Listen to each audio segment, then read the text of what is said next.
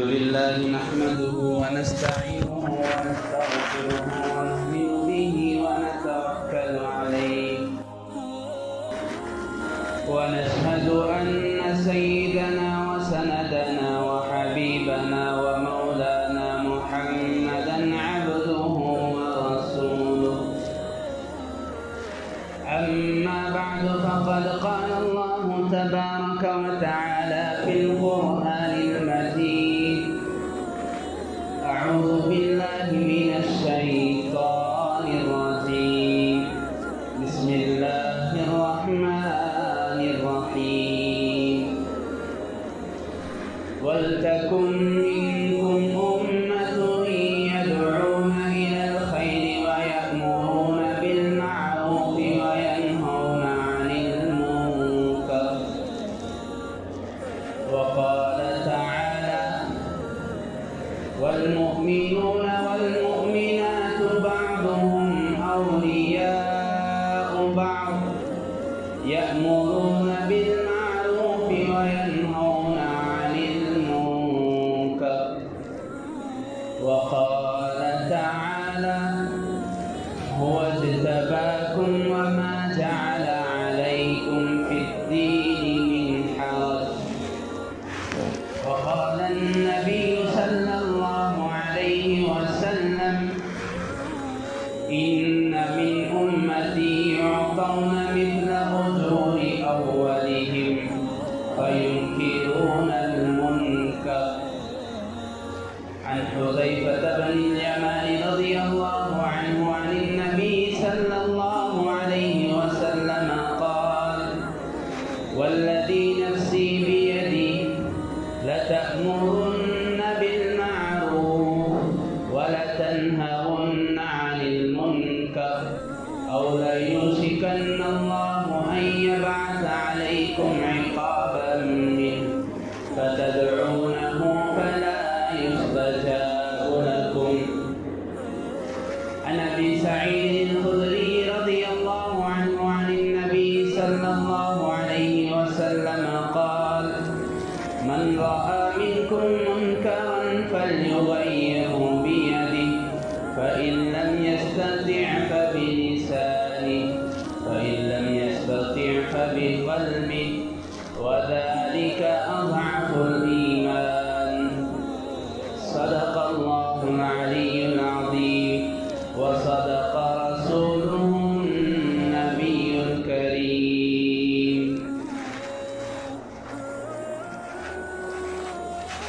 محترم معزز بزرگوں، دوستوں، نوجوان بھائیوں، عزیز ساتھی،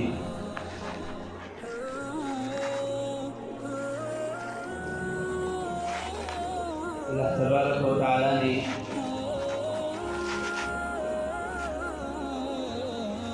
انسان کو جو مختصر سی زندگی بطور احسان کے عطا فرمائی ہے، اس میں ہر ایک مسلمان، ہم میں سے ہر ایک یہ سمجھتا ہے کہ میں الحمدللہ اللہ تعالیٰ کی اطاعت کرتا ہوں، اس زندگی کو اللہ تعالیٰ کی فرما برداری میں لگا رہا ہوں، میں نماز پڑھ رہا ہوں، میں روزے رکھ رہا ہوں، میں تلاوت کرتا ہوں،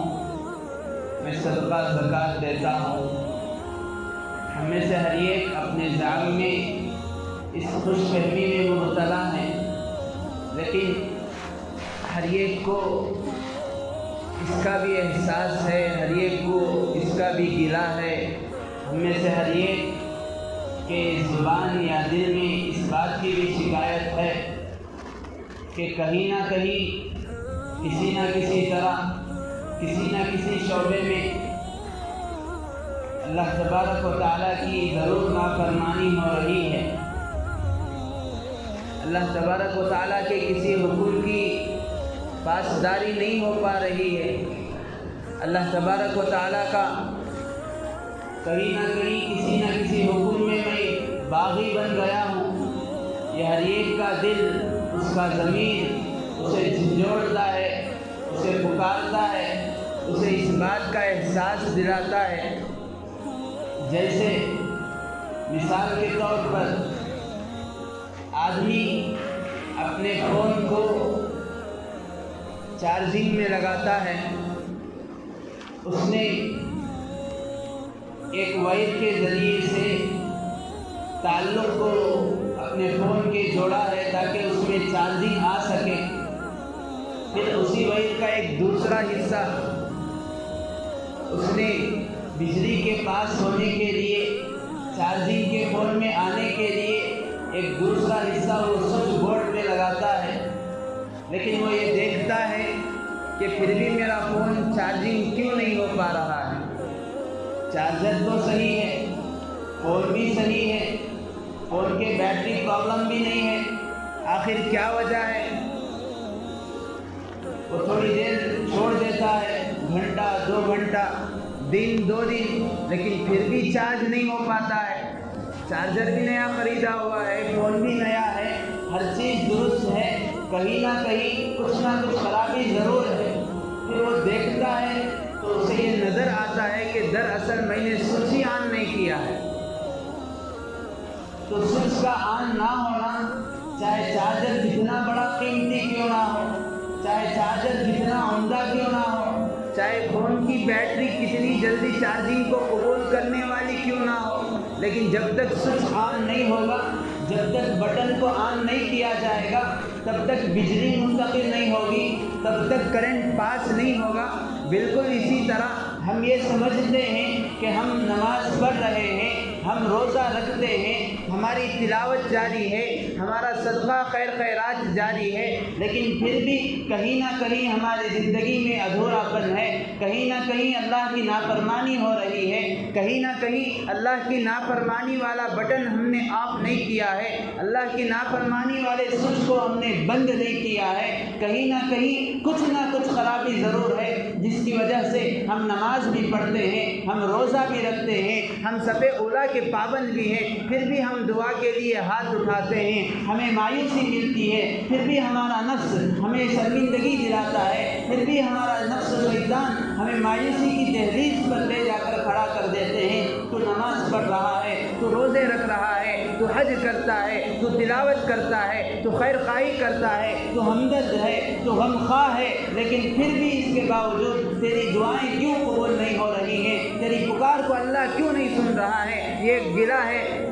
ایک شکوہ ہے، ایک ایسا سوال ہے جسے ہم میں سے ہر ایک خود اپنے آپ سے کر سکتا ہے، ہم میں سے ہر ایک کا ضمیر اپنے آپ کو یہ کرتا ہے۔ اس کی وجہ یہ ہے کہ ہم یہ سمجھتے ہیں کہ دین اس چیز کا نام ہے کہ ہم نے عبادتیں کر دی ہیں، چاہے ہمارے معاملات خراب کیوں نہ ہو، چاہے ہماری معاشرت خراب کیوں نہ ہو، چاہے ہمیں اپنے گھر والوں کی فکر کیوں نہ ہو، چاہے ہم نے اپنے بیوی بچوں کی فکر کیوں نہ کی ہو، ہم یہ سمجھتے ہیں کہ کامیابی کا مدار اس بات پر ہے، کامیابی موقوف اس بات پر ہے، کامیابی اس بات پر ڈیپینڈ کرتی ہے کہ میں نماز پڑھ لوں، میں روزہ رکھ لوں، میں دیندار بن جاؤں، میں اللہ کا فرما بردار بن جاؤں، میں یہ سمجھتا ہوں، جبکہ میری یہ خوش فہمی ہے، جبکہ میری یہ غلط فہمی ہے۔ اللہ کے یہاں اس بات پر کامیابی نہیں ملتی، اللہ تبارک و تعالیٰ کے یہاں آدمی کے لیے اس چیز پر بھی پکڑ ہوتی ہے کہ تو نے امر بالمعروف اور نہی عن المنکر کیوں نہیں کیا۔ امر بالمعروف نہی عن المنکر، امر کہتے ہیں عربی میں کسی بھی چیز کا حکم کرنا، کوئی بھی چیز بتانا، معروف کہتے ہیں اچھائی بھلائی، نہیں عربی میں کہتے ہیں نہیں کسی چیز سے روکنا، کسی چیز کو بند کرنا، منکر برائی گناہ، اللہ کے ناپسندیدہ امور، اللہ کے منع کیے ہوئے کام۔ ہم نماز بھی پڑھ رہے ہیں، لیکن ہمیں یہ گلہ ہے، ہم میں سے خود ہم اپنے آپ سے پوچھیں ہماری روزانہ کتنی دعائیں ہوتی ہیں، فرائض کے بعد بھی دعائیں ہو رہی ہیں، نوافل کے بعد بھی، فرائض سے پہلے بھی، دن ہی دن میں چلتے پھرتے اٹھتے بیٹھتے آدمی اللہ تعالیٰ کے حضور بہت ساری درخواستیں رکھتا ہے، منتیں مانگتا ہے، اپنے خواہشات کا مطالبہ کرتا ہے، اپنی مرادوں کو اللہ تعالیٰ سے مانگتا ہے، پھر بھی دعا کیوں نہیں پوری ہو رہی ہے؟ اسی کو حدیث پاک میں اللہ کے نبی علیہ السلام سے حضرت حذیفہ ابن یمان رضی اللہ عنہ روایت کرتے ہیں، اللہ کے نبی نے ارشاد فرمایا لَتَأْمُرُنَّ بِالْمَعْرُوفِ، اللہ کے نبی نے قسم کھا کر بیان فرمایا، وَالَّذِي نَفْسِي بِيَدِهِ، قسم ہے اس ذات کی جس کے قبضے میں میری جان ہے، جس کے قبضہ قدرت میں میری جان ہے۔ جیسے میں کہتا ہوں قسم بخدا میں نے آج روزہ رکھا، جیسے کوئی کہتا ہے قسم بخدا میں نے آج تلاوت کی، بچے کہتے ہیں ابو میں قسم کھا کر کہتا ہوں میں نے آج پورا ہوم ورک کر لیا ہے، میں نے آج امی کا کہنا مانا ہے، میں نے آج امی کو نہیں ستایا ہے۔ مطلب یہ ہوتا ہے قسم کھانے سے بات میں سچائی، بات میں پختگی، بات کی اہمیت کو بتانا ہوتا ہے۔ اللہ کے نبی علیہ السلام کی بات سارے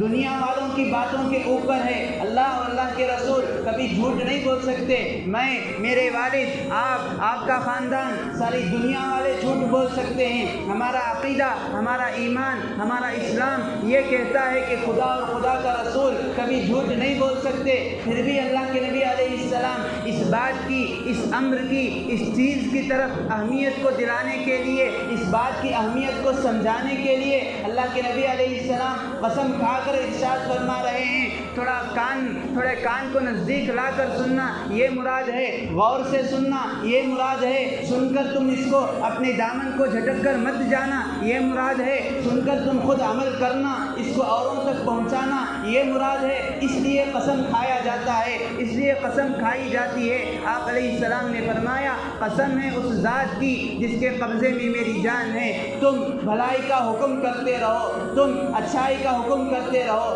تم اچھے کام کرتے رہو، اوروں کو اس کا حکم کرتے رہو، برائی سے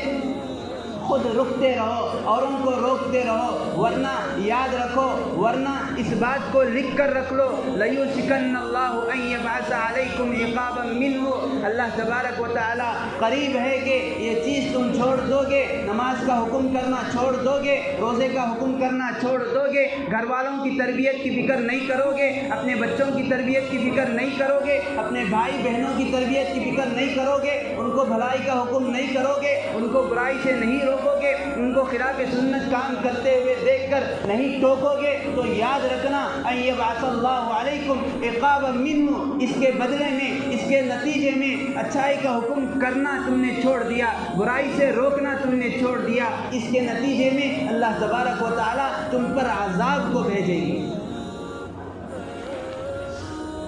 کیسا عذاب؟ فتدعونه فلا يستجاب لكم، عذاب کی شکل یہ نہیں ہے کہ اللہ تبارک و تعالیٰ طوفان کو بھیج دے، اللہ تبارک و تعالیٰ سونامی بھیج دے، زلزلہ بھیج دے۔ عذاب کی ایک شکل یہ ہے کہ آدمی کو گناہ کرتے ہوئے یہ احساس ختم ہو جائے کہ میں گناہ کر رہا ہوں، یہ بھی اللہ کا ایک عذاب ہے۔ آدمی بے حس بن جائے، کوئی کچھ بھی کہہ لے، سب کا سننا اپنا کرنا، یہ چیز اس کے اندر آ جاتی ہے، اس کا دل گویا کہ گھٹ ہو گیا ہے، اس کے دل پر اللہ تبارک و تعالیٰ نے مہر لگا دی ہے، یہ بھی اللہ تعالیٰ کا ایک عذاب ہے۔ باپ لاکھوں مرتبہ بچوں کو کہہ رہا ہے، بچوں کو سمجھا رہا ہے، لیکن بچے نہیں سنتے، یہ بھی اللہ تعالیٰ کا ایک عذاب ہے۔ بیوی نافرمان ہو گئی ہے، شوہر کی اطاعت نہیں کرتی ہے، میاں بیوی میں جھگڑے ہیں، یہ بھی اللہ تعالیٰ کا ایک عذاب ہے۔ گھر میں نا اتفاقی، یہ بھی اللہ تعالیٰ کا ایک عذاب ہے۔ اللہ کے نبی نے فرمایا اس طرح اللہ تبارک و تعالیٰ تم پر عذاب کو بھیج دیں گے، پھر اس کے بعد کیا ہوگا؟ فَتَدْعُونَهُ فَلَا يُسْتَجَابُ لَكُمْ، اس کے بعد تمہیں احساس ہوگا، جب تم چوٹ کھاؤ گے تمہیں درد ہوگا، اس درد دل لے کر تم دعا کرو گے، اللہ تعالیٰ کے حضور گڑ گڑاؤ گے، اللہ تعالیٰ کے حضور اپنی مرادوں کو مانگو گے، اللہ تعالیٰ کے سامنے اپنے مطالبات کو رکھو گے، اپنی خواہشوں کو پورا کرنے کے لیے ہاتھ اٹھاؤ گے، فلا یستجاب لکم، تمہاری سننے والا کوئی نہیں ہوگا۔ کس اعمال کی پاداش میں کن اعمال کی وجہ سے اتنی سخت وعید اللہ کے نبی نے بیان فرمائی، وہ صرف ایک چیز ہے، امر بالمعروف اور نہی عن المنکر کا چھوڑ دینا۔ بھلائی کا حکم چھوڑ دیا، برائی سے روک دیا، تو اللہ تبارک و تعالیٰ کے یہاں یہ چیز اتنی ناپسند ہے۔ ایک حدیث پاک میں آتا ہے، اللہ کے نبی صلی اللہ علیہ وسلم نے ارشاد فرمایا، ایک مرتبہ اللہ تعالیٰ نے حکم فرمایا کہ جبرائیل عذاب کے فرشتوں کو لے کر جاؤ، فلاں بستی میں جاؤ، اس کو الٹ پلٹ کر دو، اس کے زمینی حصے کو اوپر لے کر آسمان تک لا کر اس کو الٹا کر دو۔ جبرائیل علیہ السلام گئے، پھر واپس باری تعالیٰ کے حضور میں حاضری دی، پھر فرمایا، باری تعالیٰ آپ نے تو ایک مطلق اعلان جاری فرمایا، آپ نے کسی کا استثناء نہیں کیا، کسی چیز کو، کسی آدمی کو اس حکم سے نہیں نکالا کہ اس عذاب میں مت لانا، اس کو یہ عذاب مت دینا، اس کو پہلے نکال لینا، اس کو بچا لینا، جبکہ جس بستی کو آپ نے ہلاک و برباد کرنے کا، نیست و نابود کرنے کا حکم دیا، اس میں جانتا ہوں کہ ایک بندہ ایسا ہے، لم یعصیک طرفۃ عین، اس نے پلک جھپکنے کے برابر بھی آپ کی نافرمانی نہیں کی ہے، یعنی ایک سیکنڈ کے برابر بھی اس نے آپ کی نافرمانی نہیں کی ہے۔ عابد ہے، زاہد ہے، تہجد گزار ہے، روزے دار ہے، صوم و صلاۃ کا پابند ہے، صف اولیٰ کا پابند ہے، اپنے آپ کو آپ کا مطیع و فرما بردار سمجھتا ہے، آپ کی اطاعت کرتا ہے، آپ کی بغاوت سے باز رہتا ہے، شیطان کا کہنا نہیں مانتا۔ اللہ تبارک و تعالیٰ ارشاد فرماتے ہیں، اللہ کے نبی نے فرمایا، اللہ تبارک و تعالیٰ ارشاد فرماتے ہیں، اے جبرائیل یہ بات درست ہے، یہ بات صحیح ہے کہ وہ اپنی جگہ عبادت گزار ہے، اپنی جگہ وہ زاہد ہے، اپنی جگہ وہ فرما بردار ہے، لیکن فَإِنَّ وَجْهَهُ لَمْ يَتَغَمَّرْ فِيَّ سَاعَةً قَطُّ، اے جبرائیل یہ کافی نہیں ہے، اس کے سامنے غلطیاں ہوتی رہی، اس کے سامنے اس کے بچے اس کے نافرمان رہے، میرے گھر سے دور رہے، نبی کی سنتوں کا جنازہ نکالتے رہے، گھر میں بے دینی کا ماحول چلتا رہا، اس کے سامنے گناہوں کا بازار گرم تھا، سنتوں کو چھوڑا جا رہا تھا، وہ یہ سمجھ رہا تھا کہ میری عبادت میرے لیے کافی ہے، فَإِنَّ وَجْهَهُ لَمْ يَتَغَمَّرْ فِيَّ سَاعَةً، ان برائیوں کو دیکھ کر اس کے چہرے پر ایک سکن تک نہیں آئی، برائیوں کو دیکھ کر اس نے اس کو برا بھی نہیں سمجھا، ایک لمحہ کے لیے، ساعتاً تھوڑی دیر کے لیے اس نے اس کو برا نہیں سمجھا، جبرائیل جاؤ اس ساری بستی کے ساتھ اس کو بھی ہلاک کرو۔ بزرگان محترم، سوچنے کی بات ہے، اس کے اتنے سال کی عبادت کہاں گئی، اور ویسے گزشتہ امتوں کی عمریں تو بہت زیادہ ہوا کرتی تھی، پتہ نہیں اس نے کتنے سو سال، کتنے ہزار سال عبادت کیے ہوں گے، کئی سال اس نے اللہ کے سامنے سجدہ کیا ہوگا، لیکن یہ چیز اللہ تبارک و تعالیٰ کو اتنی ناپسند ہے، اسی لیے اللہ کے نبی نے ایک حدیث پاک میں بیان فرمایا کہ آدمی کوئی برائی کو دیکھتا ہے تو اس کے 3 درجے ہیں،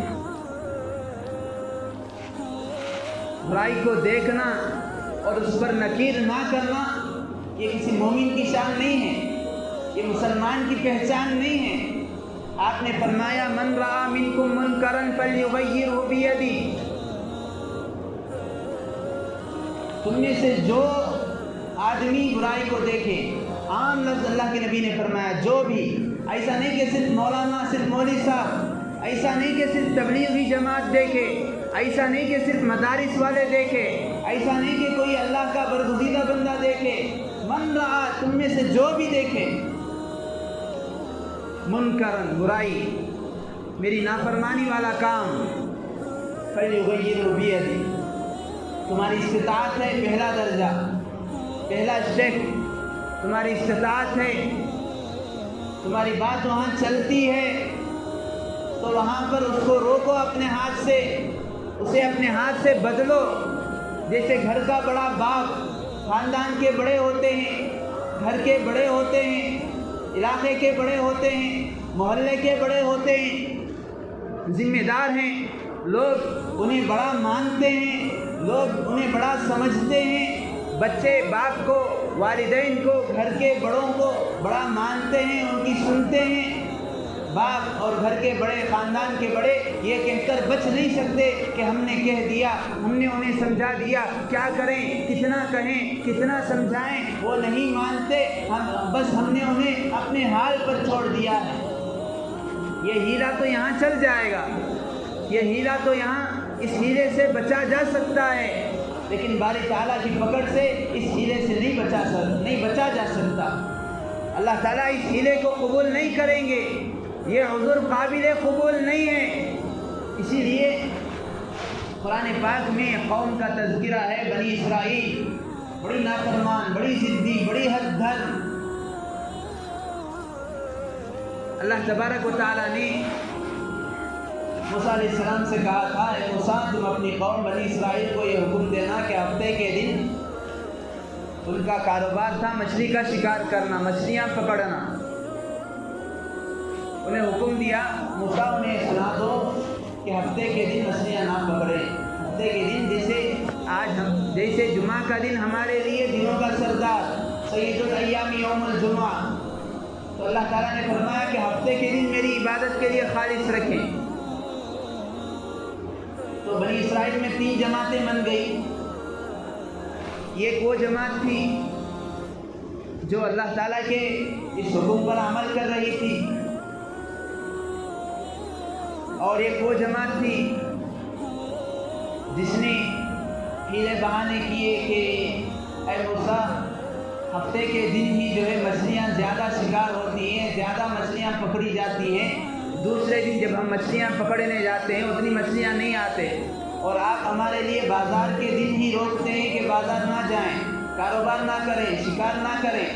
یہ نہیں ہو سکے گا۔ ہیلے بہانے کیے۔ اور ایک وہ لوگ تھے جو نہ تو عبادت کیا کرتے تھے،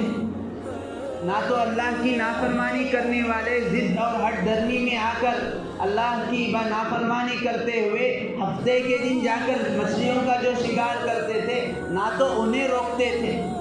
نہ عبادت ہو رہی ہے، نہ نافرمانی کرنے والوں کو روک رہے ہیں۔ ایک جماعت اللہ کی کھلا نافرمانی کرتے ہوئے اللہ کے حکم کو ٹال کر شکار کے لیے ہفتے کے دن خصوصاً جایا کرتے تھے۔ ایک جماعت رک جایا کرتی تھی، ہفتے کے دن بازار نہیں جاتی تھی، محض اللہ کی عبادت کے لیے وہ اس دن کو فارغ ان لوگوں نے کر دیا تھا، اور جو لوگ نافرمانی کرتے تھے انہیں سمجھایا بھی کرتے تھے، انہیں روکا بھی کرتے تھے کہ اللہ کا حکم ہے آج کا دن ہمیں عبادت کے لیے فارغ کرنا ہے، تم سمجھو، تم ایسا مت کرو۔ تو دوسرے لوگ ان سے پوچھا کرتے تھے، ارے یہ بڑی ضدی نافرمان قوم ہے، تم کیوں ان کے پیچھے کہہ کر اپنا سینہ سندوق کر رہے ہو؟ لِمَ تَعِظُونَ قَوْمًا اللَّهُ مُهْلِكُهُمْ، ارے انہیں کہہ کر کیا فائدہ ہے، کیوں واعظ و نصیحت کرتے ہو؟ ان کے حق میں تو عذاب آنا طے ہو گیا ہے، یہ تو ہلاک ہوں گے، یہ تو برباد ہوں گے۔ اتنی کھلا نافرمانی کرتے ہیں تو تم کیوں خواہ ان کے پیچھے اپنا وقت ضائع کر رہے ہو؟ کیوں ان سے بار بار کہتے ہو؟ کیوں امر بالمعروف کرتے ہو؟ کیوں نہیں عن المنکر کرتے ہو؟ کیوں انہیں بھلائی کا حکم کرتے ہو؟ کیوں انہیں بار بار جا کر ان کے در پر، ان کے دروازے پر، ان کے گھر پر، ان کے دکان پر کیوں بار بار جا کر انہیں نصیحت کرتے ہو؟ سب بیکار ہے، چھوڑ دو انہیں ان کے حال پر، یہ تو مریں گے۔ تو وہ لوگ کہا کرتے تھے، اللہ تعالیٰ نے اسے قرآن پاک میں نقل کیا، بڑی بہترین بات کہا کرتے تھے، قالوا معذرة إلى ربكم ولعلهم، یہ بات صحیح ہے، یہ بات طے ہے کہ یہ نہیں مانیں گے، لیکن ہم کل کے دن اللہ تبارک و تعالیٰ ہم سے پوچھے گا کہ تمہارے سامنے میری یہ قوم، میرے یہ بندے نافرمانی کیا کرتے تھے، اور تم ہاتھ پر ہاتھ دھرے بیٹھے، تم اپنی نمازوں کے چکر میں، اپنی عبادت کے فکر میں تم نے ان کو کچھ نہیں کہا، تم نے انہیں روکا نہیں، تم نے ان کے اس عمل کو برا تک نہیں سمجھا، تو ہم کیا جواب دیں گے؟ معذرۃ الی ربکم، اگر آج ہم نے انہیں समझाया, आज अगर हमने इन्हें भलाई का हुक्म दिया, आज अगर हमने इन्हें बुराई से रोका, अल्लाह की नाफरमानी से रोका, कल अल्लाह के सामने हम उज़्र पेश कर सकते हैं। बारी ताला हमने हमारे बस में जो कुछ था हमने वो किया, ये हम उज़्र पेश करते हैं, इसलिए कि आपने फरमाया है इन्नका ला तहदी मन अहबब्ता वलाकिन्नल्लाह यहदी मन यशा। यानी हमारा काम तो सिर्फ बात को पहुंचाना है, हमारा काम तो सिर्फ अच्छाई का हुक्म करना है, हमारा काम तो सिर्फ बुराई से रोकना है। वो रुकता या नहीं रुकता है, वो करता या नहीं करता है, ये हिदायत देना तो आपका काम है। हमने हमारे बस में जितना था अस्सायु मिन्ना, हमने हमारी कोशिश पूरी कर दी है, अब आगे ये आपके हाथ में है। इस तरह हम अल्लाह के सामने उज़्र पेश कर सकेंगे, अल्लाह के सवाल का जवाब हम दे सकेंगे। इसलिए हम बार बार इनके दर पर जाते हैं, इसलिए बार बार इनकी चूड़ी पर हम हाथ रखते हैं, इसलिए बार बार हम इनको नमाज रोज़े का हुक्म देते हैं, बुराइयों से रोकते हैं। बुजुर्गान मोहतरम, इसीलिए इतनी अहम चीज़ है, उलमा ने फरमाया कुरान पाक में शायद ही कोई हुक्म नमाज और रोज़े के बाद, ज़कात के हुक्म के बाद इतनी अहमियत से, इतनी ताकीद से कई जगह पर अल्लाह ताला ने हुक्म दिया, अच्छाई का हुक्म करो, बुराई से रोको। बल्कि इन सारी आयतों को जोड़ेंगे, मोमिन और मोमिन के जो सिफात बयान किए गए कुरान पाक में, उन सब को जोड़ेंगे तो मोमिन के बुनियादी सिफात, मोमिन के बुनियादी सिफात में ये सिफत अल्लाह ताला ने बयान किया, अत्ताइबून अल-आबिदून अल-हामिदून अस-साइहून अर्राकिऊन अस्साजिदून अल-आमिरून बिल मारूफ वन्नाहून अनिल मुनकर। एक जो मोमिन होता है, तौबा करने वाला, सजदा करने वाला, अल्लाह के सामने अपने माथे को रखने वाला, और बहुत सारे सिफात बयान किए, उसमें ये बुनियादी सिफत भी बयान की कि ये खुद अपनी नमाज के साथ साथ औरों की नमाज की भी फिक्र करता है,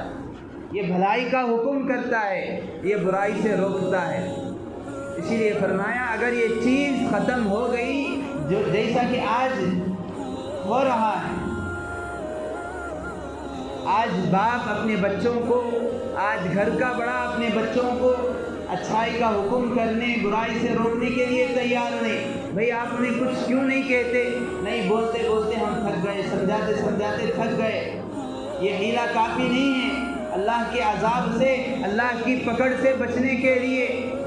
और यही वजह भी है कि हमने इसको छोड़ दिया। तो आज हमारी इबादतें, आज हमारी दुआएं अल्लाह के यहाँ शायद कबूल नहीं हो रही। इसी वजह से हर एक को गिला है, हर एक को कुछ ना कुछ परेशानी है। बुजुर्गान मोहतरम, इतनी अहम चीज़ है। अल्लाह के नबी अलैहिस्सलाम ने इरशाद फरमाया, इन्ना मिन उम्मती कौमन, मेरी उम्मत में एक जमात आएगी, एक अफराद, चंद अफराद ऐसे आएंगे,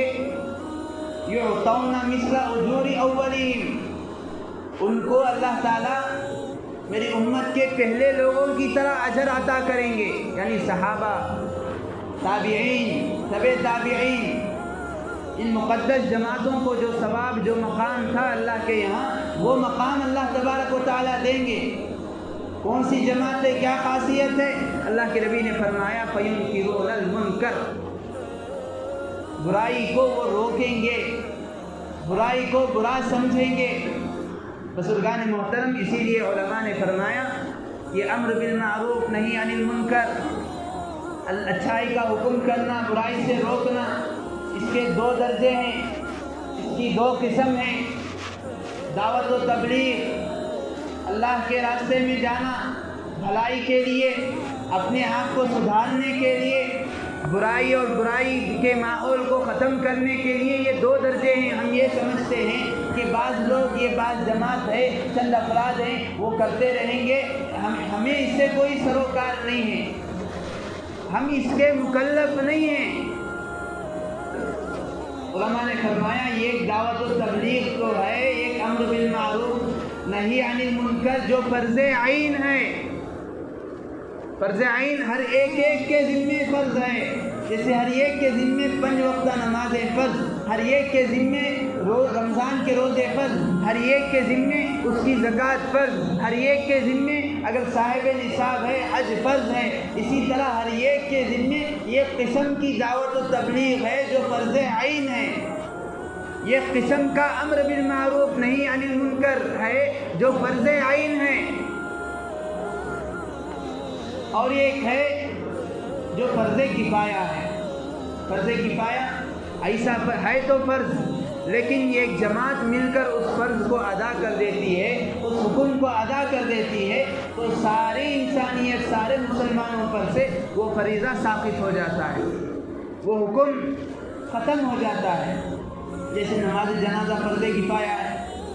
اگر کسی علاقے کا کوئی مسلمان ایسے انتقال کرتا ہے، ایسے تدبیر اس کی ہوتی ہے کہ کوئی بھی اس کی نماز جنازہ نہ پڑھا ہے، کسی نے بھی اس کی نماز جنازہ نہیں پڑھی ہے، تو سارے مسلمان بالخصوص اس علاقے کے سارے مسلمان گنہگار ہوتے ہیں، ساروں کی اللہ کے یہاں پکڑ ہے۔ اگر چند لوگ خاندان کے، رشتہ دار کے، مسجد کے آباد کرنے والے لوگ، چند لوگ مل کر نماز جنازہ پڑھ لیے، سارے محلے پر سے وہ فرض ختم ہو گیا۔ اسی طرح یہ امر بالمعروف نہی عن المنکر دعوت و تبلیغ ہے فرض کفایہ۔ جیسے مدارس والے، ان کا کام بھی یہی ہے، بچوں کو اچھائی کا حکم کرتے ہیں، قال اللہ قال الرسول پڑھاتے ہیں، قرآن و حدیث پڑھاتے ہیں، قرآن و حدیث سکھاتے ہیں، بزرگان دین ہیں، وہ لوگوں کی دلوں کی اصلاح کرتے ہیں، تربیت کرتے ہیں، انہیں راہ راست پر لانے کی، ان کے نفس کو سدھارنے کی کوشش کرتے ہیں۔ اور اسی طرح اللہ تبارک و تعالیٰ کی منتخب جماعت، دعوت و تبلیغ کی جماعت، یہ لوگ گھر گھر جاتے ہیں، دروازے کو کھٹکھٹاتے ہیں، بے غرض ہو کر، اپنے کام کاج چھوڑ کر، اپنا مقصد، اپنی دنیا، اپنا کاروبار، اپنی تجارتیں، اپنے بیوی بچے، سب کچھ چھوڑ کر ہمارے دکان، ہمارے مکان کے پاس آتے ہیں۔ یہ ساری دعوت و تبلیغ یہ فرض کفایہ میں آتی ہے۔ مطلب ان لوگوں کا، مدارس والوں کا، بزرگان دین کا، یہ دعوت و تبلیغ کی اس جماعت کا سارے مسلمانوں پر احسان ہے۔ اگر یہ لوگ بھی یہ کام کرنا بند کر دیا، مدارس بند ہو گئے، اللہ نہ کرے یہ کام بند ہو گیا، بزرگوں کا سلسلہ بند ہو گیا، تو سارے مسلمان، سارے علاقے والے گنہگار ہوں گے۔ ایک ہے دعوت و تبلیغ، ایک امر بالمعروف نہی عن المنکر فرض عین، ہر ایک کا کرنا ضروری ہے۔ مثال کے طور پر کوئی آدمی دیکھتا ہے اس کے آنکھوں کے سامنے غلط کام ہو رہا ہے، حرام کاری ہو رہی ہے، اس کے بچے مسجد سے دور ہیں، اس کے بچے بگڑ رہے ہیں، مسجد کے ماحول سے دور ہو رہے ہیں، سنتوں کا جنازہ نکالا جا رہا ہے، کوئی آدمی سنت کی خلاف ورزی کر رہا ہے، تو اب اس وقت یہ ضروری ہے کہ وہ خود وہاں پر اس کو روکے، وہاں پر مولانا کا آ کر روکنا، دعوت و تبلیغ کی جماعت کے افراد کا آ کر روکنا، کسی بزرگ کا آ کر روکنا ضروری نہیں، بلکہ تجھ پر، مجھ پر ضروری ہے کہ میں اس غلط کام کو ہوتے ہوئے دیکھ کر روکوں۔ یہ فرض عین ہے۔ جیسے میری نماز میں خود پڑھوں گا،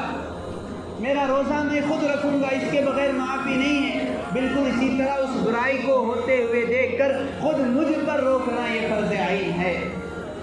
ہم لوگ یہ غلط فہمی میں ہیں کہ یہ لوگ کام کر رہے ہیں، امر بالمعروف نہی عن المنکر کا کام کرتے ہیں، میں آزاد ہوں، میرے بیوی بچوں کو امر بالمعروف نہی عن المنکر کا کام کرنا، ان پر اچھائی کا حکم کرنا، انہیں برائی سے روکنا یہ مجھ پر فرض ہے، میرے خاندان کی فکر کرنا یہ مجھ پر فرض ہے، میرے گھر کی فکر کرنا، گھر کی دینداری کی فکر کرنا یہ مجھ پر فرض ہے۔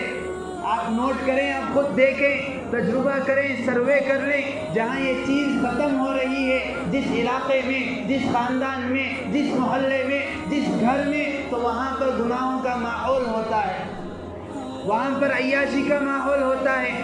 وہاں پر بے دینی کا ماحول آ جاتا ہے۔ اگر یہ کام امر بالمعروف نہی عن المنکر کا کام چھوٹ گیا، اچھائی کا حکم کرنے کو لوگوں نے چھوڑ دیا، برائی سے روکنے کو لوگوں نے چھوڑ دیا، تو وہاں پر شیطان اور شیطان کے لوگ اپنا کام کریں گے۔ बुजुर्गान मोहतरम, ये मशहूर वाक़या है, वाक़या बता कर अपनी बात ख़त्म करता हूँ। अकबर के ज़माने के एक मशहूर शायर गुजरे, फैज़ी, बड़े मशहूर शायर थे। उलमा की, बुज़ुर्गों की तरबियत में भी रहा करते थे, उनकी सोहबत में बैठा करते थे। एक मरतबा वो हजाम की दुकान पर बैठे हुए हैं और सुन्नत नबवी को निकाल रहे थे, दाढ़ी मुंडा रहे थे। एक बुजुर्ग वहाँ से उनका जाना हुआ, उन्होंने देखा, कहा, मशहूर शायर थे, अदीब भी थे। उन्होंने कहा, आगा रेशमी तराशी। अरे वो फैज़ी साहब, आप तो दीनदार घराने के हैं, उलमा की सोहबत में बैठते हैं, अहले इल्म के साथ रहा करते हैं, आपको क्या हो गया कि आप दाढ़ी मुंडा रहे हैं? बस लोगों को ये सवाल होता है उमूमन शादी ब्याह वगैरह के मसलों में, क्या भाई आपके घरानों में, आपके ख़ानदान में बड़ा दीनदार घराना है, शादी देखें तो ऐसी हुई कि उसमें दफ था, वीडियो था, गाना बजाना था, बेदीनी का माहौल था, मखलूस शादी थी, मर्द औरत सब मिले हुए थे, आपने कुछ नहीं कहा। लोग कहते हैं हजरत कितना कहें, ज़्यादा कहेंगे तो बेचारे का दिल टूट जाएगा, दिल आज़ारी होगी, दिल को से ठेस पहुँचेगा, इसलिए मैंने कुछ नहीं कहा। बुजुर्गान मोहतरम, उलमा ने फरमाया, इसीलिए अल्लाह के नबी ने हदीस पाक में 3 दर्जे बताए। अगर कोई मुनकर, कोई गलत काम ऐसा हो रहा है, वहाँ पर मैं अगर उस गलत काम को रोक सकता हूँ, ये मुझे एहसास है, उसे मैं बंद कर सकता हूँ, तो मुझ पर फ़र्ज़ है, वाजिब है कि मैं उसको बंद करूँ। मैं कुछ कहूँ, चाहे इसके बदले में उसका दिल टूटे। ला ताअता लिमखलूकिन फी मासियतिल खालिक, जहाँ पर अल्लाह और अल्लाह के रसूल की नाफरमानी होती है, जहाँ पर अल्लाह और अल्लाह के रसूल की बात आ जाती है, वहाँ पर उससे बढ़कर किसी और की बात नहीं होती। तो ये हीला काफ़ी नहीं है, ये बहाना, ये उज़ुर अल्लाह के यहाँ नहीं चलेगा कि लोगों का दिल टूट जाता है इसीलिए हम कुछ नहीं कहा करते। इसी तरह वो शायर ने भी कहा, जब बुजुर्ग ने पूछा, आगा रेशमी तराशी, आप दाढ़ी मुंडा रहे हैं? वो शायर फैज़ी ने कहा, रीश हाँ भले रेशमी तराशम भले दिले कसे नमी खराशम। हाँ, मैं अपने चेहरे को, मैं अपना अमल कर रहा हूँ, मैं अपने चेहरे की दाढ़ी मुंडा रहा हूँ, लेकिन मैंने तो किसी का दिल तो नहीं दुखाया। यानी शायर ने ताना दिया कि आप मुझे ये कहकर कि आप दाढ़ी मुंडा रहे हैं, ये पूछकर आपने मेरा दिल तोड़ा है। मैं इस तरह आपका दिल तो नहीं तोड़ रहा हूँ। लोग ये समझते हैं दिल का तोड़ना बहुत बड़ा गुनाह है, किसी की दिल आज़ारी बहुत बड़ा गुनाह है, लेकिन उससे बड़ा हुक्म ये है कि अल्लाह की नाफरमानी हो रही है, उसको रोका जाए। अल्लाह के रसूल की नाफरमानी हो रही है, उसको रोका जाए। पहले नंबर पर अल्लाह ताला का हुक्म, दूसरे नंबर पर रसूलुल्लाह की सुन्नतें, उसके बाद मखलूक की बात, मखलूक की फ़िक्र, उसके बाद लोगों के दिलों की फ़िक्र होगी। शायर ने कहा, हाँ मैं अपने चेहरे की दाढ़ी तो मुंडा रहा हूँ, मैं आपकी तरह मैंने तो किसी का दिल नहीं दुखाया। बुजुर्ग भी हाजिर जवाब थे। बुजुर्ग कहने लगे, भले दिले रसूलुल्लाह में खराशी, आप तो मेरा दिल नहीं तोड़ रहे हैं, आप जो ताना दे रहे हैं इससे मुझे कुछ नहीं फ़र्क पड़ेगा। आप चेहरे पर उस तरह को फेर कर, आप रसूलुल्लाह की सुन्नत को निकाल कर, आप रसूलुल्लाह के दिल को तोड़ रहे हैं, रसूलुल्लाह के दिल को ठेस पहुंचा रहे हैं। जैसे ये कहना था, फ़ौरन उसने उस अमल को वहीं पर उस शायर ने आधे में रोक दिया, पूरे चेहरे को नहीं मूंढा। कहने लगा, जज़ाकल्लाह के चश्मन बाज कर दी, मुराबा जाने जहाँ राज कर दी, जज़ाकल्लाह, आपकी वजह से मेरे आज आँख खुल गए। बुजुर्गान मोहतरम, उलमा फरमाते हैं इस वाक़े को बयान करते हुए कि इस तरह आदमी कोई गलत काम होता हुआ देखे तो उसके ऊपर ज़रूरी है कि वो खुद उसे रोके। ये इनफरादी दावत व तबलीग है। اور یہ فرض عین ہے، ہر ایک کے ذمہ فرض ہے، ہر ایک کے ذمہ ضروری ہے کہ وہ اپنے سامنے غلط کام ہوتا ہوا دیکھے، بے دینی کا ماحول دیکھے، بچوں کا بگڑنا دیکھے، بچیوں کا ہاتھ سے نکلنا دیکھے، گھر میں بے دینی کا ماحول دیکھے، علاقے میں محلے میں نوجوانوں کی اوباشیوں کو دیکھے، ان کی عیاشیوں کو دیکھے، روکے ٹوکے، تاکہ کل قیامت کے دن اللہ تعالیٰ کے یہاں یہ عذر پیش کر سکے، باری تعالیٰ میں نے تو کہا تھا، باری تعالیٰ میں نے تو سمجھایا تھا، میں نے تو اپنا ذمہ ادا کر دیا تھا، میں نے تو اپنا فریضہ ادا کر دیا تھا۔ اس امت کی یہ خصوصیت ہے، کنتم خیر امت اخرجت للناس تأمرون بالمعروف وتنہون عن المنکر۔ دیگر امتوں کے مقابلے میں، پچھلی قوموں کے مقابلے میں اللہ تعالیٰ نے بہت ساری خصوصیات سے اس امت کو نوازا۔ ان میں خصوصیت ایک فضیلت یہ ہے کہ اس امت کا کام ہی یہ ہے، جہاں بھی اچھائی ہو اچھائی کا حکم کرتی ہے، جہاں بھی برائی ہو برائی سے روکتی ہے۔ اللہ تعالیٰ سے دعا ہے اللہ تعالیٰ کہنے سننے سے زیادہ ہمیں سمجھنے کی اور ایمان و یقین کے ساتھ اس کام کو، امر بالمعروف نہی عن المنکر، اس کے دونوں قسموں کو، فرض عین ہو فرض کفایہ ہو، ان دونوں میں اپنے آپ کو لگانے کی توفیق نصیب فرمائے۔ اللہ تبارک و تعالیٰ دین کو سمجھ کر اس پر عمل کرنے والا بنائے۔ اللہ تبارک و تعالیٰ کسی رہبر کی رہبری میں دین و قرآن و حدیث کو سمجھنے کی توفیق عطا فرمائے۔ آمین۔ آخر دعوانا الحمدللہ رب العالمین۔